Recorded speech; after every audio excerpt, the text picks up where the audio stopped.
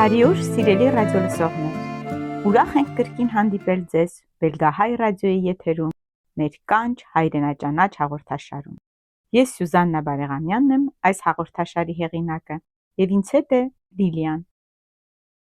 Բարև ձեզ սիրելի ունկնդիրներ։ Դե ինչ, պատրաստ եք մեզ հետ բացահայտելու Հայաստանը։ Տիկին Սյուզաննա, կներկայացնեք այսօրվա հաղորդման թեման։ Այսօրվա թեման հայկական լեռնաշխարհն է։ Այս հաղորդման ընթացքում մենք կլսենք հայոց լեռներ երգը, կխոսենք մեր բնության ու մշակույթի, մեր վանքերի մասին, կսովորենք նոր բառեր, կխոսենք նաև մեր մեծ կոմպոզիտորներից մեկի մասին, իսկ երաժշտական բառարան բաժնում կբացահայտենք երաժշտական նոր տերմին։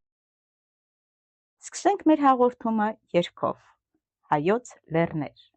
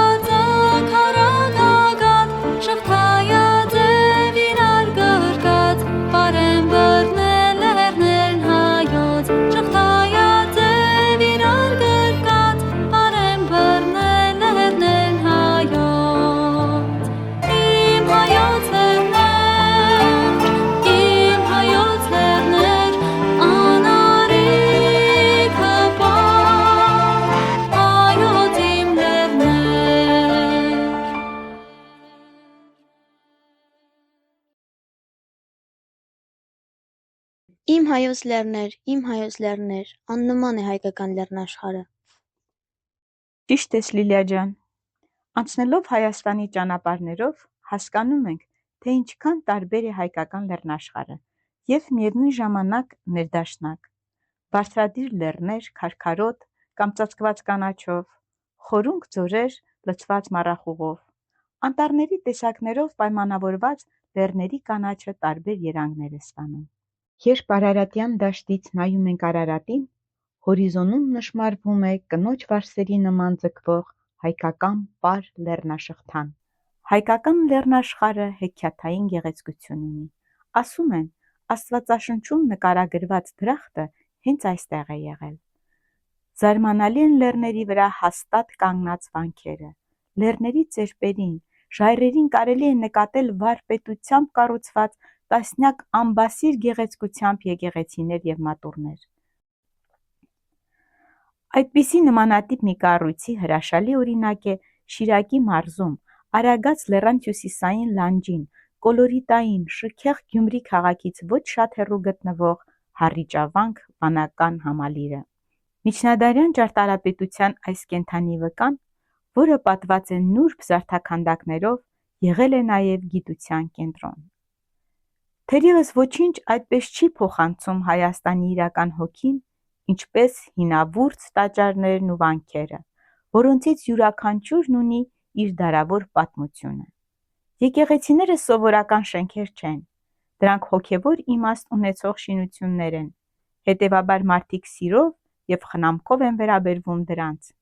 Հայկական լեռնաշխարհը եզակի է իր գեղեցկությամբ։ Տիկին Սյուզաննա, այ խոսեցինք Հառիճավանքի մասին, ուրիշ ինչ վանական համալիրներ կան Հայաստանում։ Ամենահայտնի վանական համալիրներից կարող եմ նշել Նորավանքը, Եղարդի վանքը, Տաթևի վանքը և շատ ուրիշներ։ Իսկ ինձ զարմացնում են ժայռերին կպած փոքրիկ մատուռները։ Ես ուզում եմ ձեզ պատմել Հայաստանի մի շատ փոքրիկ ու շատ գեղեցիկ մատուռի Հոռոմայրի վանքի մասին։ Այն գտնվում է Լոռու մարզում, Դեպետգետի կիրճի մոտ։ Այս մատուռը կառուցված է ժայռի եզրին, շատ բարձր տեղում։ Երբ ներքև ես նայում, տեսնում ես գետը և մեծ ժայռերը։ Թվում է, թե մատուռը կախված է օդում։ Ճարտարապետության տեսանկյունից այն շատ հետաքրքիր է։ Մասամբ ժայռի մեջ է, մասամբ քարերով շարված, ունի փոքրիկ օթյակներ, աղոթասրահներ, ամուր է ու գեղեցիկ։ Այն շատ հին է և կառուցվել է միջնադարում։ Այսօր Հոռոմայրը այնքան էլ հայտնի չէ, բայց յուրահատուկ ու հետաքրքիր վայր է Հայաստանի բնության մեջ։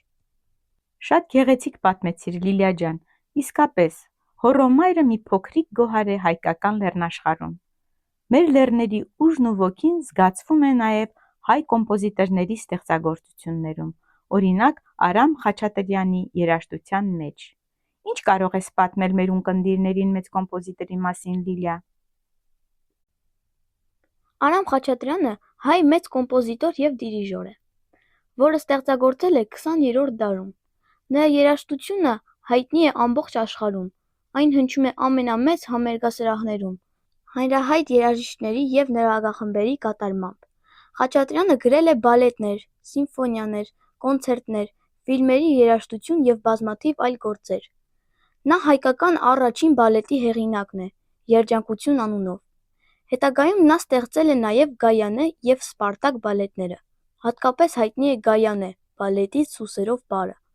որը նրա ամենաշատ կատարվող գործերից է։ Խաչատրյանը օգտագործել է հայկական ժողովրդական մեղեդիներ, ռիթմեր և պարային շարժումներ։ Նա մեր ժողովրդի հպարտությունն է։ Երևանում ամենամեծ համերգասրահը կրում է Արամ Խաչատրյանի անունը։ Ես հպարտ եմ, որ հայ ժողովուրդը տվել է աշխարհին նման մեծ կոմպոզիտոր։ Այո, ճիշտ այդպես, Լիլիա ջան, պետք է հպարտանալ արժանավոր հայ զավակներով։ Հիմա եկեք մի փոքր ավելի մանրամասն նայենք երգի բառերին։ Հայոց լեռներ։ Տանում են ինձ ճամփաները իմ քարքարոտ հայրենիքի, ու ճախրելով բարձունքներում հասնում ծայրերը լեռների։ Իմ հայոց լեռներ, իմ հայոց լեռներ, անառիկ, հպարտ հայոց իմ լեռներ։ Սյունած լեռներն են լուռ կանգնած, Զանգեզուրում մեր քաջերի, կարծես խորհում են ու հսկում խաղաղ կյանքը Հայաստանի։ Արարատը միշտ սյունածածկ, Արագածը քառագագաթ, շղթայաձև իրար գրկած պար են բռնել լեռներն հայոց։ Իմ հայոց լեռներ, իմ հայոց լեռներ, անառիկ, հպարտ հայոց իմ լեռներ։ Ես ընտրել եմ մի քանի բառեր, որոնք ինձ շատ հետաքրքիր թվացին։ Քարքարոտ, լի քարերով, դժվար անցանելի։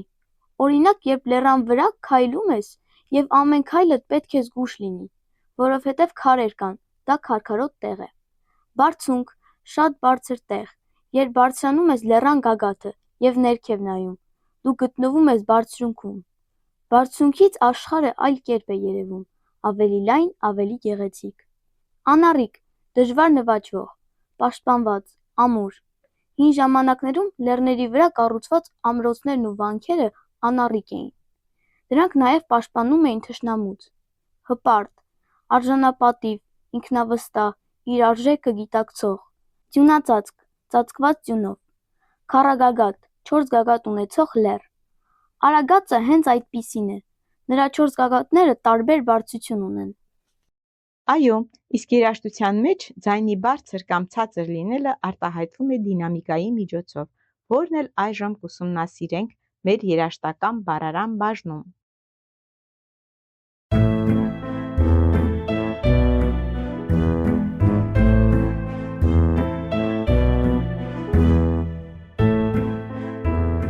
Երաժշտական դինամիկան դա ձայնի հնչման ուժգնության աստիճանն է։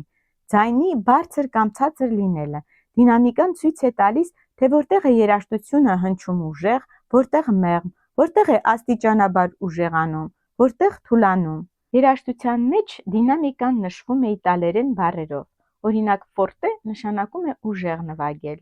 իսկ պիանո նշանակում է նվագել մեղմ ձայնով, մեղմ հնչողությամբ, մեծո ֆորտե միջին ուժեղ, մեծո պիանո միջինից մեղմ։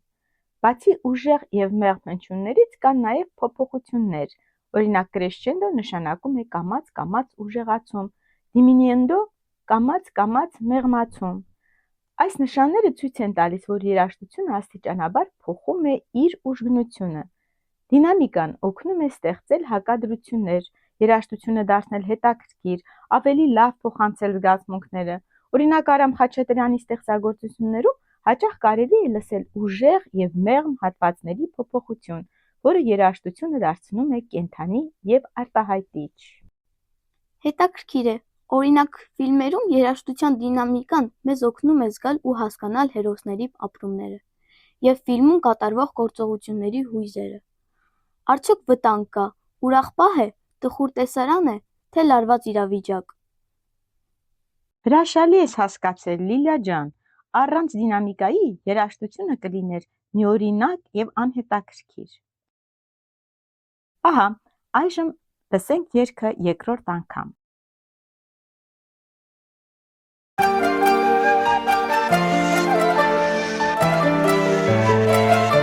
Տանում են ինձ ճամփաները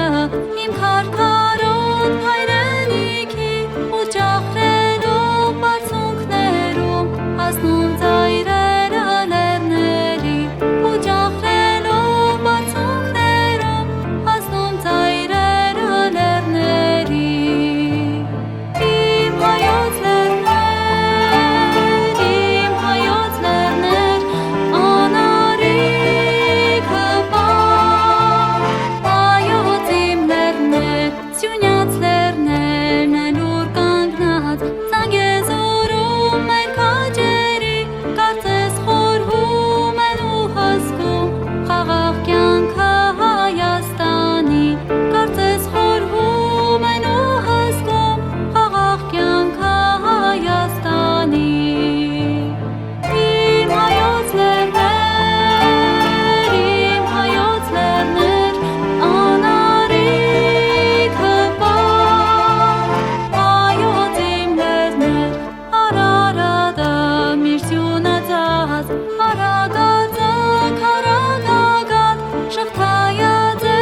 իրար գրկած բարեն բռնել լեռներն հայոց շղթայաձև իրար գրկած բարեն բռնել լեռներն հայոց իմ հայոց լեռներ իմ հայոց լեռներ անարիքը հայոց իմ լեռներ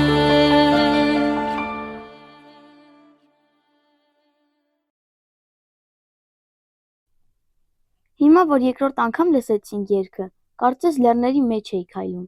Ես ուզում եմ այցելել բոլոր այդ վայրերը, որոնց մասին այսօր խոսեցինք։ Ես վստահ եմ, անպայման կայցելես։ Դե ինչ, սիրելի ունկնդիրներ, եկեք ամփոփենք այսօրվա մեր հաղորդումը։ Այսօր մենք խոսեցինք հայկական լեռնաշխարհի, վանքերի եւ մատուռների մասին, նաեւ Արամ Խաչատրյանի երաժշտության եւ երաժշտության մեջ դինամիկայի մասին։ Իսկ ձեզ համար Արամ Խաչատրյանի ո՞ր ստեղծագործությունն է ամենասիրելին։ Ո՞ր վանքն եք այցելել Հայաստանում։ Խնդրում ենք գրեք մեզ Բելգիահայ ռադիոյի սոցիալական ցանցերում։ Մենք անհամբեր սպասում ենք ձեր արձագանքներին։